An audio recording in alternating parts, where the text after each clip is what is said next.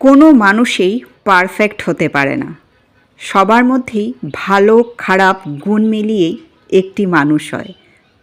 এইভাবেই সবাই সবাইকে আমরা স্বীকার করি, তাই না বন্ধুরা? তো চলো, আমি আমার ব্লগে তোমাদের সবাইকে স্বাগত। চলে আসো আমার বাড়িতে গল্প উইথ তুলির সাথে গল্প করতে। তো চলো, আজকে ঘুম থেকে উঠেই সবার আগে যে কাজটা করেছি সেটা হলো ফুল তোলা। কারণ এখন আমি স্নান করে ফুল তুলে নেব। তো অনেক ফুল আছে যেগুলো ঠাকুরের পায়ে লাগে না, কিন্তু গাছেই অনেক সুন্দর। তাদেরকে গাছে থাকতে দিয়েই যে ফুলগুলো ঠাকুরের পায়ে লাগে সেই ফুলগুলোকেই তুলে এখন আমি যাব পুজো করতে। তার আগে আমার এই ছোট্ট গাছটাকে একটু দেখে নাও, কত ফুল ফুটেছে দেখেছো? তোমরা তোমরা এই ফুলগুলোকে কি বলো, কি নাম?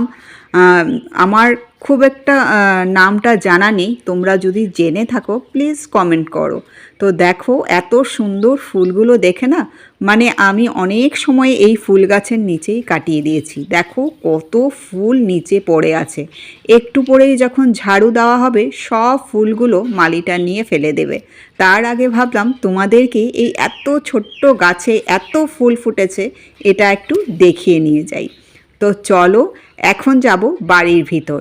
কিন্তু যাওয়ার আগে ওই দেখো ঈশান কোণে এমন সুন্দরভাবে মেঘ করেছে, দেখতে এত ভালো লাগছে।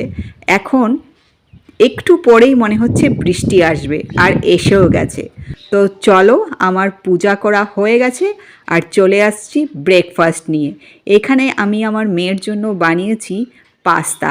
ও এখন বাড়িতে আছে তাই এগুলো খাওয়া খাই হয়। তো চলো, তারপর চলে গেলাম রান্নার দিকে, মানে লাঞ্চ কি বানাবো। তো লাঞ্চে বানিয়েছিলাম মালাই ব্রকলি, আর এই রেসিপিটা আমি আমার ফেসবুক অ্যাকাউন্ট মৌটুসী দাসে দেওয়া আছে, তোমরা দেখলে দেখতে পারো।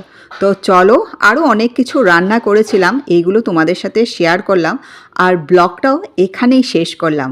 আশা করি তোমাদের এই আমার ছোট্ট ব্লগটা ভালো লাগবে আর তোমরা আমার পাশে থাকবে। তো চলো, আজকের জন্য টাটা, আবার দেখা হবে।